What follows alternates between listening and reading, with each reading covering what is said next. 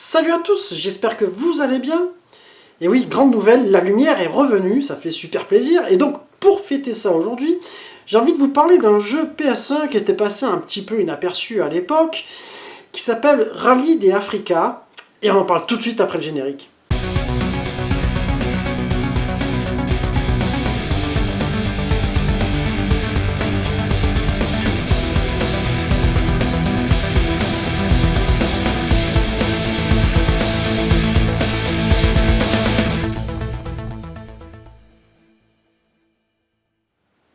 Alors, Rally d'Africa, un jeu qui est sorti le 23 septembre 1998 au Japon et uniquement là-bas. Je crois pas qu'il n'existe de version ni américaine ni européenne de ce jeu. Il avait été développé par une équipe qui s'appelle Prismart. Et donc ce jeu-là, pour le peu de testeurs en fait qui avaient pu l'avoir dans les mains à l'époque, comme l'équipe de Joypad, l'avait tout de suite un peu accusé de plagiat de Sega Rally.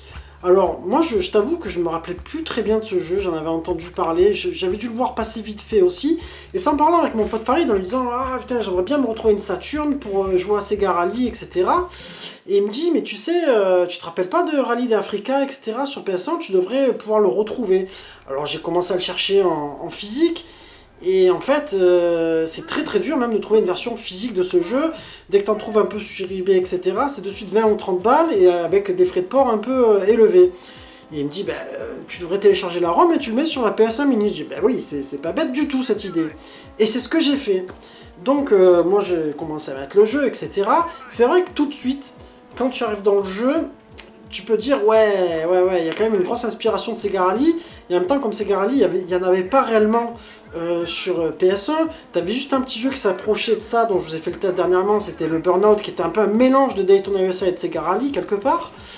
Mais on a de très bons jeux sur la PS1 en rallye, on a les Colin McRae, on a plein d'autres jeux, mais celui-là est encore à part. Alors du coup, prise en main, je le teste et tout ça, c'est vrai qu'au niveau, tu sens les influences, hein, et l'envie de reproduire un peu Sega Rally de PS1. Donc de bonnes impressions, je t'avoue que j'ai commencé à me régaler dessus. Alors moi ce que je vais te proposer en fait, ça va être de passer au test directement et on va bien approfondir point par point, comme ça je vais pas... Parce que souvent je me rends compte que des fois je répète un petit peu ce que j'ai dit en introduction dans le test, donc on va faire ça autrement aujourd'hui. Pour commencer ce test, on va parler des graphismes. Alors, on retrouve effectivement une grosse influence de Sega Rally dans les graphismes, déjà sur la typographie. C'est-à-dire sur les typographies utilisées, mais aussi sur la présentation, tu sais, l'espèce de truc comme ça, l'espèce de logo là, que tu retrouves, qu'on retrouve aussi dans Sega Rally. Au niveau des grains, un petit peu des couleurs, peut-être que c'est un petit peu plus clair Sega Rally. Moi je me rappelle bien que sur la Saturn, quand il joue, t'es sur le premier stage qui est un peu boueux, quoi, enfin un peu sur de la terre, c'est vraiment un marron très foncé. Là tu retrouvais plutôt une couleur vers les gris, etc. Mais c'est vrai qu'on sent le truc de vouloir se rapprocher de ce jeu-là. Après, pour parler graphiquement d'une manière pure et dure, sans comparer à Sega Rally, parce que c'est quand même plus beau que Sega Rally sur Saturn, mais bon, ça on le sait tous que sur la Saturn, la 3D, ça n'avait pas été super bien réussi pour ce jeu-là. Là, si je dois parler de la 3D de la PS1, je dirais que ça a pas mal vieilli du tout. Tu vois, autant il y a des jeux sur PS1 que tu peux plus jouer, franchement c'est trop moche. Et ben moi je trouve que ce jeu-là, il s'en sort mieux même qu'un jeu que j'avais testé aussi de rallye qui était pas mal, c'était le Mobile Rally Championship. Et je trouve presque limite qu'il s'en sort mieux que les Colin McRae quelque part. Je sais pas, il y a une façon de... Il y a peut-être un type de graphisme qui vieillit mieux. Mais du coup, si je dois mettre une note pour le graphisme, je dirais que ben, ça mérite quand même un 15 sur 20 encore aujourd'hui. Moi, dites-moi ce que vous en pensez, mais je trouve que c'est une note qui lui va bien. Au niveau maniabilité, c'est là aussi où ça va être très important. À savoir que le Sega Rally sur Saturn, au niveau de la maniabilité avec la manette, franchement, ça reste du délire. C'est quand même un jeu qui, moi, m'a marqué pour son gameplay et que j'ai pas retrouvé d'ailleurs dans le Sega Rally 2 sur Dreamcast, qui a été pour moi tellement attendu. Et au final, je trouvais que la version Saturn du premier Sega Rally est vraiment bien meilleure. Après, j'aimerais bien trouver le Sega Rally sur PS2 aussi, qui est sorti uniquement en japonais, pour la version Saturn qui avait été refaite. Sinon, le jeu est très facile à prendre en main et tu retrouves justement un peu ce gameplay de la Saturn. Moi, c'est vraiment ce que je ressens quand tu prends tes dérapages, etc., quand tu avances. Ça, c'est vraiment, ça fait plaisir, parce que ça fait longtemps que j'ai pas trouvé un jeu comme ça pour m'éclater dans le rétro. Alors, du coup, je dirais que niveau maniabilité, ça mérite un bon 16 sur 20, parce que ça te fournit un excellent gameplay. Au niveau animation, je constate très peu de ralentissement. Je crois pas en avoir même vu. Je crois pas. Par contre, t'as un petit peu, selon le moment, t'as un petit peu de clipping. Hein. J'en ai déjà parlé dans certains jeux.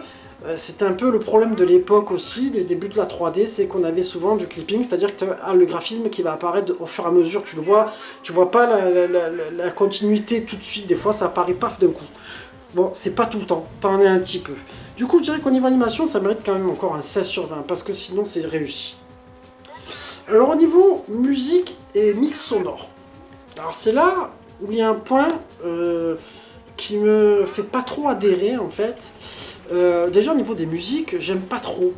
Je sais pas, il y a une espèce, ils ont voulu faire une espèce de truc un peu. Alors tu sens un peu les ambiances afro-latines, comment tu dis ça, je sais plus, mince, je perds les mots.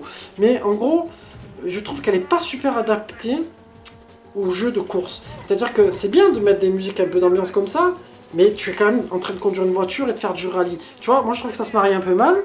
Et au niveau des bruitages de la voiture, je trouve qu'ils sont pas géniaux. Ça, c'est un truc qui n'a pas été super réussi. Les bruits de moteur vont bien, si tu veux, mais les dérapages, etc., je trouve que ça aurait pu être un peu plus approfondi, notamment quand tu fais des gros dérapages, etc. Ça manque de son un peu grave. Je sais pas comment te dire. Moi, si je dois parler en termes musicaux, en termes musiciens, etc., il y a beaucoup d'aigus dans les bruits de la voiture, et il y a peu de graves, alors que normalement une voiture dans le rallye, il y a quand même cette espèce de frottement sur la terre qui est un peu, tu vois, qui fait un petit peu des petites vibrations là, tu vois. Donc je dirais que ça mérite un 12 sur 20 pour ce mix sonore. Dites-moi si vous êtes d'accord avec cette note. Alors au niveau durée de vie, c'est ce qui avait été un petit peu critiqué à l'époque. Ils avaient dit ouais, c'est un jeu qui est un peu light, etc. Mais moi je trouve qu'ils ont été un petit peu durs, parce qu'à l'époque, quand tu prenais Sega Rally, c'était pas non plus monstrueux. Tous les jeux d'arcade, c'était ça. Regarde, t'avais tous les jeux à la Ridge Racer, etc. C'était 2-3 courses. Là, tu vas avoir en fait 3 modules, c'est-à-dire que tu vas avoir la course, c'est au niveau des véhicules que ça va changer. Tu as 3 courses, de ce que j'ai compris. Parce que moi, je suis pas arrivé jusqu'au bout. Il est dur, hein, il est vraiment pas simple. Tu as les premières courses avec les petites voitures, là, comme tu vas voir dans la démo.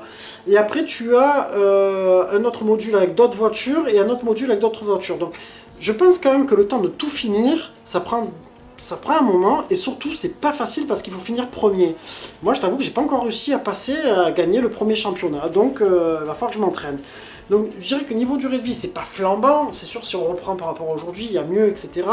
Mais pour l'époque c'était pas le pire, donc moi je dirais que ça mérite un 14 sur 20 pour la durée de vie, vous me direz si vous êtes d'accord. Du coup en verdict, je vais arriver sur une note de 15 sur 20, qui pour moi me paraît une note assez juste. Franchement, moi je vous dis, prenez-le, vous allez le tester. Je dirais qu'en conclusion, c'est un jeu qui aurait mérité d'être plus connu que ça, parce qu'on a eu des jeux de rallye bien plus pourris. Après, il aurait mérité aussi une sortie européenne. Et surtout, il a connu une suite dont je vous parlerai prochainement, qui est encore meilleure, qui est un peu plus rapide, etc., qui est plus dynamique, qui s'appelle Rallye des Europes. Et ça, ce sera pour un prochain épisode, les enfants. Je vous laisse sur quelques images en plein écran pour vous en mettre plein la vue. Et puis, n'oubliez pas de liker la vidéo si elle vous a plu. Et puis, je vous embrasse tous et je vous dis à très bientôt, les amis. Ciao, ciao.